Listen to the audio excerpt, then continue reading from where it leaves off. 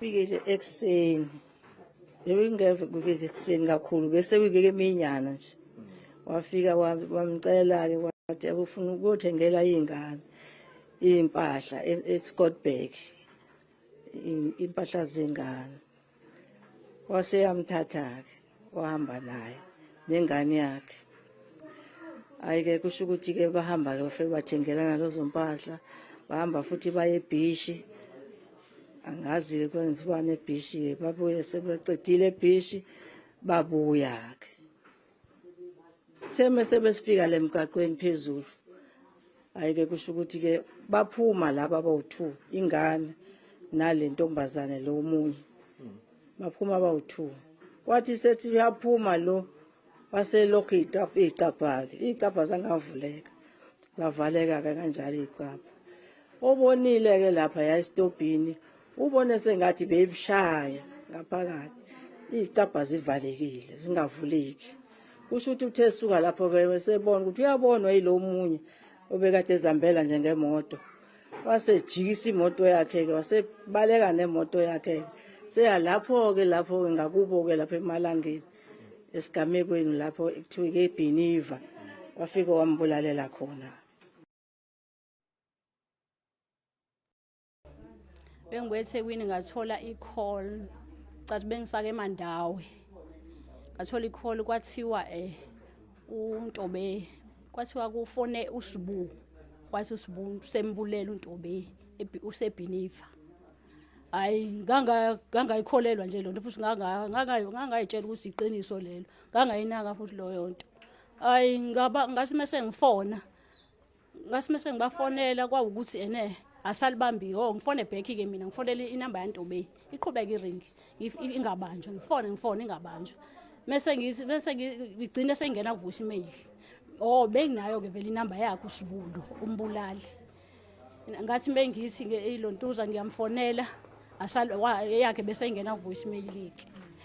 Hayi ke ngihlike omase befonele kwawukuthi wafonelwa ke kwagcina kuconfirm ukuthi hayi ke kufonelwe khona eMalangeni waconfirm ukuthi hayi umbulele ngempela uSibu uNtobeko.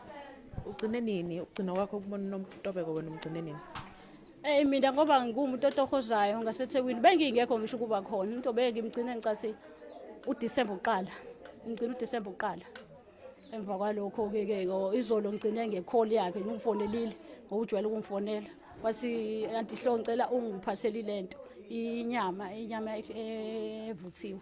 Nangaphela bengiyiphethe. Angifika nganale ekhaya ngisukumele lapha emgaqweni. Sahamba ke saya khona eMalangeni. Safika eMalangeni ingane idindilizile eMobeni. Sembulele vele. Kahle kusho uSibu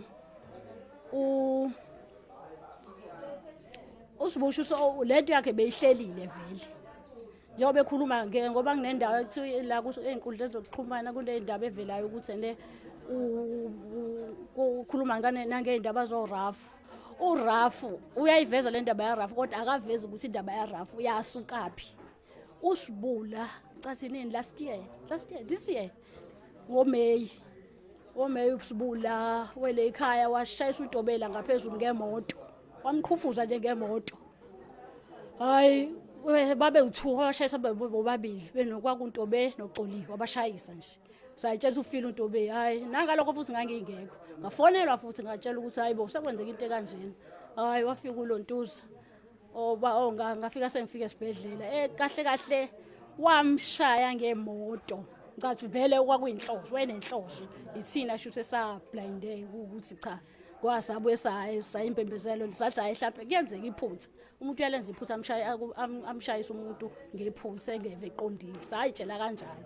Kanti uSibusho enenhloso ukuthi ambulale. Ngoba khona i-conversation yabo la ku WhatsApp ayivezile futhi wathi wena Ntobe kahle mina ngaphuma kuwena. Ngangiphuma ngomhla ka1 kuwena empilweni yakho. Ntobe wathi uNtobe yazi le ngathi Ntobe yazi le video bengambophisa uSibu. Sathi kodwa ke ngoba vele ke asimbophisanga ngalesa sikhathi ake simlinde sibheke ukwethaka ukuthi wenza uyashintsha ngoba ube ngathi umuntu oshintshile.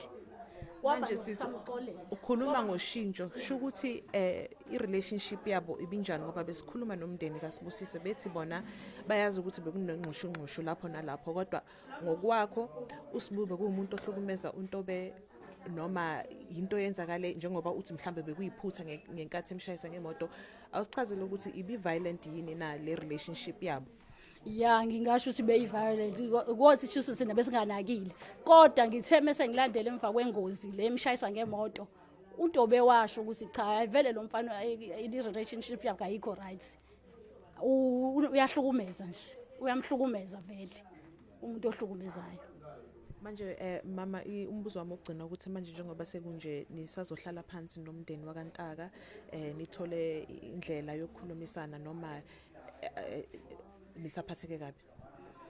Hayi okwamanje angiboni ukuthi sokwenza lokho angiboni nje futhi sogcina ngokwenza ngoba seveze nale point lokuthi ene uthi ingane akuyona yakhe bekuyibhantshi nalokho uyivikela yena isithuthi sakhe uqamba amanga yonke vele umuntu onamanga ke vele uSibungu yamazi noNtobe bemazi lento ayishoyo bese yenzisa ukuthi uthena ubenobuhlungu noNtobe benesikhwele sokuthi uNtobe uqhubekile nempilo yakhe manje yena ushiswa angazi kwana bekufanele aqhubeke nempilo yena shiswa ubenomona nje ukuthi uzoqhubeka nempilo engasekho empilweni yakhe kodwa kahle kahle bese ephumile uNtobe kuyena uSibungu kwavele beumhlukumeza shiswa thina besingamnakile beyimvu nje egqoka isikhumba sese. I-relationship yabo since ikhambe kwaze kwafika lana ibi toxic but uSibungu bekhombisa ukuthi uyamthanda uNtobe because isikhathi bebespenda ndawonye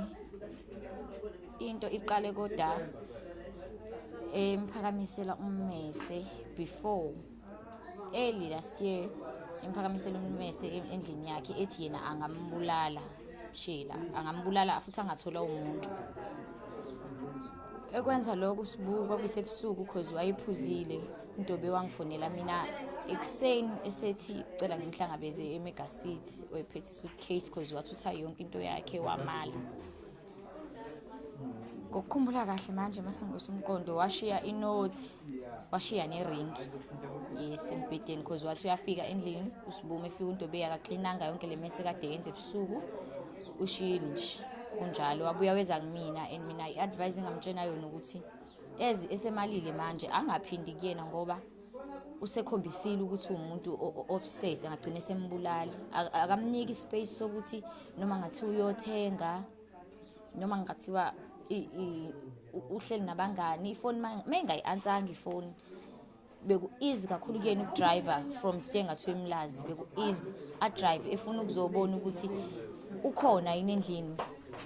SinoNtobe seyenzeke several times ke lokho siya emall ukuthenga igrocery mase thenga igrocery bese video call asikethe kusini as video call sithenga aze athi sekulate ke manje asiphinde endlini uyasibheka phela mhlambe few minutes asicheck ukuthi asambi nomuntu esilisa asikhulumi nomuntu esilisa kunesikhathi ake worried ngoma stender wethu umuntu esilisa wegadele usisi wakhe sihlala lapha yana wafika wabona ukuthi umuntu wesilisa futhi osamncane saze sathi kuyena why ucabanga ukuthi emantombazaneni amangaka cause sasiba u9 kulwamqasho 4 7 yeah sisiba u9 mengaphuma phazami noma 11 sabuza ukuthi why usola ukuthi angabona uNtobe yena yedwa nje ashele yena yedwa ke nje sibaningi kangaka abantu besisaka abathembi sabona lapho ukuthi okay obsessed into le ngibone khona ukuthi iyaqhubeka ila mshayise khona ngemoto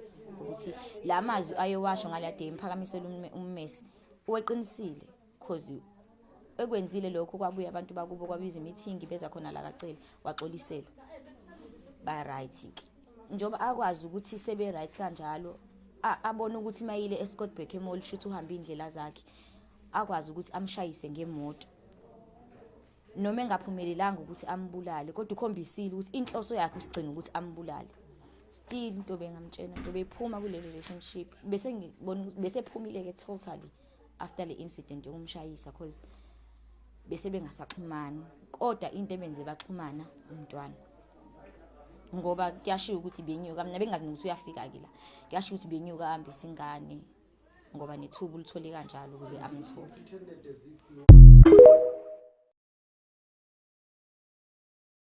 Yabo Sipho, yebo ngiyezwa ukuthi bahlukene, kodwa manje ngibuza umbuzo wodwa. Noma uhlukene nomuntu, masubuyelana naye kumele umbulale yini? Yini kumele uyenze? Akumele umshiye? Angamele umshiye umuntu? Uma kuthi uyabona ukuthi akakuphathi kahle, hamba. Ukwazi kanjani ukukhipha umphefumulo? Lo mphefumulo ophumile izobe usebuyisa kanjani? Le ngane abayishiyile izobe sibe yini? Lento yenzakala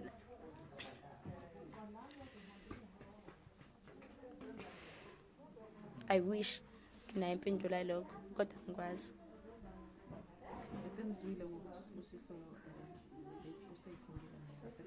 Wenzeni?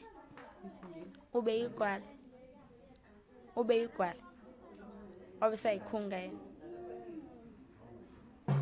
Kulungile-ke. Angani bekumele kwenzeke konke lokho. Uthatha umphefumulo dadewethu. Wasebona ukuthi abe igwala. Hey, isiphathe kabi kakhulu, sihlukumezeka ngalendlela eyisimanga, silalanga ngisho ukulala nje. Nikubonile lokhu uSibusiso ekupostile ku Facebook, yini enikwaziyo nina ngobudlelwane bakhe nosisi lo sesishile emhlabeni? Ngathi nje besazi ukuthi intombazane wahlukana nayo ngoba bahlukana phambi kwethu njengabazali, ngoba phela akahle kahle akuyona intombazane, unkosikazi loya ulotsholiwe, wayelotshelwa yimina izandla zami kakhulu kwasala umshado. So mase kuba nezingxabano kwaze kwakhoza ukuthi angithathe athi asihambe siyovela khona noma wakhe kukhulunywe umakoti kwaseyamala phambi kwethu. Emveni kwaloko babeneyinkinga nje kakhulu, bebeneyinkinga impela nje ezisabekayo kakhulu. Kwayima evuleleka ke umfana ukuthi asixoxele ukusuka nokuhlala kwendaba ukuthi le ndaba kahle kahle isukaphi. Kushuthi ube umuntu ongakhulumi, wasitshena ishingane abayizela ukuthi akusiyona yakhe nje, wasitshena kwakuningi nje. Yilapho ngamxolela khona ngoba umakoti ngangimthanda kakhulu, ngamxolela mase kuqhamuka isayidi lakhe ethi into ebanga ukuthi angasitsheni ukuthi umakoti wakhe umthanda kakhulu, manje bazi ukuthi izolunga lento. Mase sitshenile thina amahlazo bese singakwamukeli kahle hle ukuze umakoti abuye azoshada kahle singazilutho, ikona bengasazisi. Kodwa ekhweni lakhe zonke izigameko ezenzekile bebezazi ngoba bebabikela.